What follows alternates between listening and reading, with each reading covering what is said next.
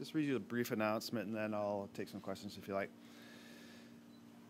Vancouver Police and the Combined Forces Special Enforcement Unit of British Columbia, CFSUBC, have seized 4 guns, arrested 7 individuals, and recommended 20 criminal charges as part of Project Temper, which is a combined effort to tackle an increase in targeted violence and gang activity in the Lower Mainland area.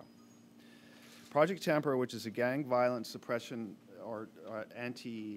gang violence suppression operation, has resulted in the dismantling of the Gill Group. The violent crime group was comprised of several individuals, including its leader Tahir Gill.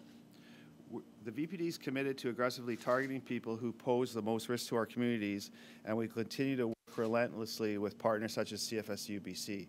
This is another in a series of examples of projects where we've proactively targeted the most violent people in gang activity in an effort to suppress their activities before more shootings or murders occur. 7 arrests have been made, and the following charges have been approved by Crown Counsel. Tahir Gill, 21 years old, has been charged with conspiracy to commit murder, conspiracy to commit arson, conspiracy to discharge a firearm, possession of a loaded restricted firearm, occupying a vehicle knowing a firearm is present, and extortion. Another member of the group, Hit Karan Johal, 19 years old, has been charged with conspiracy to commit murder and conspiracy to commit arson. Simrat Lali, 20 years old, has been charged with conspiracy to discharge a firearm, conspiracy to commit arson, occupying a vehicle, knowing a firearm are present, and 2 counts of possessing a firearm without a license or registration. Walter Abay, he's a 23-year-old, has been charged with conspiracy to commit murder, possession of a loaded restricted firearm, and occupying a vehicle knowing a firearm is present. Pawandeep Chopra, 20 years of age, has been charged with possession of a loaded restricted firearm. 2 youths have been charged in this. I can't name their names, but the first one is a 17-year-old at the time of the offense, and he's been charged with conspiracy to discharge a firearm, possess a firearm without a license and registration, and occupying a vehicle knowing a firearm is present. The final youth, accused number 7, also a 17-year-old at the time of the offense, has been charged with conspiracy to commit arson. The VPD further is asking any member of the public who has information on any violent crime, including this type of crime, please to contact us at 604-717-0505 or to call Crime Stoppers anonymously at 1-800-222-8477. I can take any questions you might have about this particular file. Yeah. How are they helping any other crime group or just working within themselves? That's a good question. I would suggest that were working within a cell themselves, but they were working more, I would suggest, on a contract basis for other crime groups or bigger crime groups. Can you say what those bigger crime groups are and who they are? No, that's details of the as part of the investigation, but overall this group was associated traditionally with a Kang group. And are there any other outstanding members of this group still out there? This particular cell of this group, the way these gangs are structured across the region, there's the overall gang picture, which you would probably characterize as on one side the sort of the Red Scorpions associated people, and the other side the United Nations associated people, and then there's other groups within that, and there's layers down. This particular layer, this particular cell of this particular group has been dismantled. I don't believe there's anybody else outstanding. What about the victims? Who are the victims? Some pretty serious charges here. There was, you can tell by the charge, there were several victims or several specific victims. I don't have at my fingertips who they are, but there were to characterize the types of victims there was conspiracy to kill. They were other gang type individuals. Although interestingly, one of the victims was I would describe as not being a gangster and being in fact, and he personally was anything but a gangster, but he was being targeted by the gang and trying to be extorted. So what does that mean? What does it mean as far as specifically? The fact that this person was not a gangster, was this someone that just... Well, as any kind. Like, from the public, is it someone innocent, is it?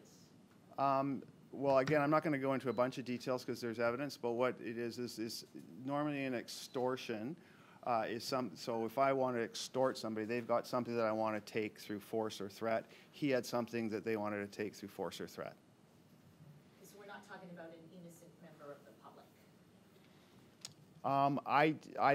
I haven't delved into the person's innocence per se, but because that's really not the focus of the investigation. But what I can say is he's not a gangster, and as far as I know, he's not a criminal. But if the charges have been laid, then his name would be out there. Do you have the name of this person? Not at my fingertips. I only have the names of the accused parties, but the person was a normal business person in Vancouver, as far as I know. Were these people under surveillance at the time of these offenses that they're being charged? Suffice to say that there was a spike in gang violence. This group came to our attention of this team of investigators. They were proactively targeted. We used a variety of police methods to gather evidence, including surveillance, and that amassed a great deal of the evidence that we gathered to support the charges. When was this spike in violence that caught the attention of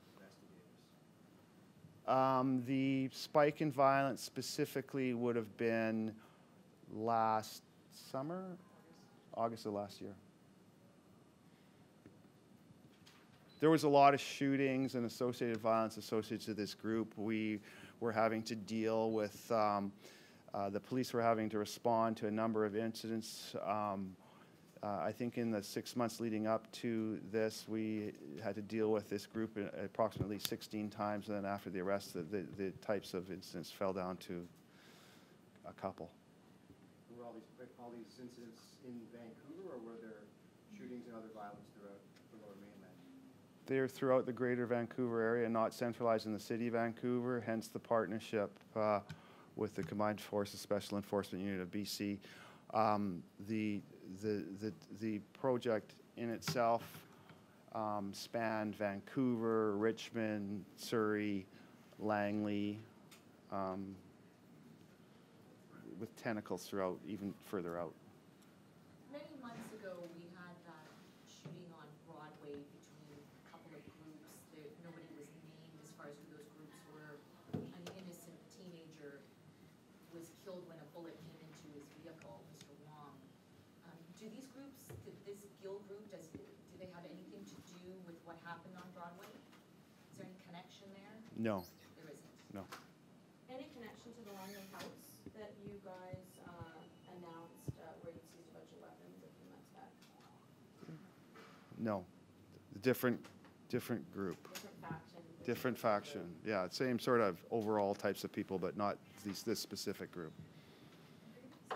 When specifically were these men arrested? When and physically? No, when specifically were they arrested? Let me see if I have it in my It's notes. in October, sir. They originally arrested for some of the offenses in October, and then further developments in the investigation led to further charges, such as the murder conspiracies. We know that combined forces, the police, there's a heavy focus on education with young kids before it reaches this level. We're talking about some very young people that have been arrested, charged with serious crimes, conspiracy to commit murder, one of them. Are the strategies working from the police and combined forces, given you still see this number of young individuals getting into this lifestyle, possessing these kinds of weapons? To be fair, clearly it wasn't working for these guys. But having said that, the overall education and prevention strategies that the police are using across the region are reducing it at the grassroots level. But I have to be honest here. I agree with you. There's 19, 20, and 21-year-olds conspiring to commit murder. So apparently it wasn't sinking in for them, but it does work for many others. There's many, at the End Gang Life by CFSU, things like we were just involved in the gang tackle program yesterday. It does the work, but it's one of those negative hypotheses, if you will, that you can't say who you actually prevented from coming, but there's various, we could have a whole discussion about why people become gangsters, but what it does, I believe, it reduces the amount of people that get involved in gang activity, but it's not absolute. Otherwise, we wouldn't be here for these types of crimes. How are these young guys getting weapons like this? Well, we see, frankly, we're seeing more and more weapons on the street. I used to say, we're a border, we're close to the border, and a lot of the stuff comes from across the line, et cetera. But what we have found through the course of many of these investigations, and we've been up here several times displaying firearms, et cetera, common sense says that these are young people who aren't even particularly sophisticated in this case per se, and they're easily accessing weapons, so it's not that difficult to get them, so they're out there on the market for them to purchase. Are they still in custody, or have they been in custody since October? Some in, some not. And as I say, that as the more seriousness were laid recently, and some have been released, some remain in custody.